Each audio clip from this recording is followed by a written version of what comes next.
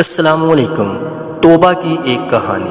دوستو، اگر آپ پہلی دفعہ اس چینل پہ آئے ہیں تو کائنڈلی اس چینل کو ضرور سبسکرائب کر دیجئے گا۔ جزاک اللہ۔ ایک مرتبہ ایک بہت ہی گناہ گار اپنے زمانے کا مانا ہوا فاسق و فاجر شخص ایک جنگل کے قریب جا رہا تھا کہ اس نے ایک آدمی کو دیکھا جو اپنے سامنے زمین میں ایک سوکھی ٹہنی دبائے بیٹھا تھا اور اللہ کی عبادت کر رہا تھا۔ اس گناہ گار آدمی نے پوچھا، تم کیا کر رہے ہو؟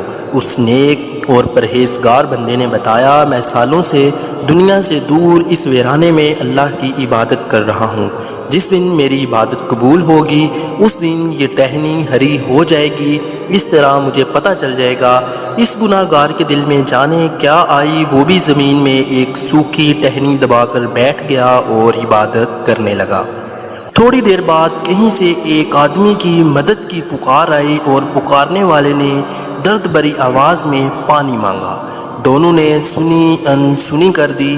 آواز دوبارہ آئی۔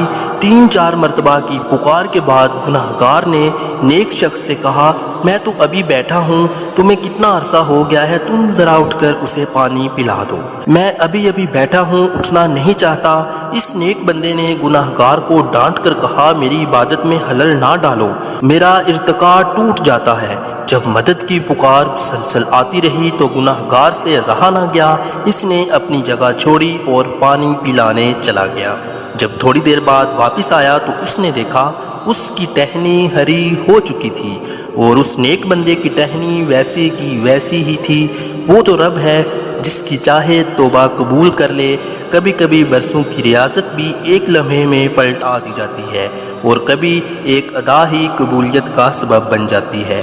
اے اللہ، ہمیں جب تک زندہ رکھ ایمان اور اسلام پر رکھ، اور جب بھی موت دے ایمان اور اسلام پر دے۔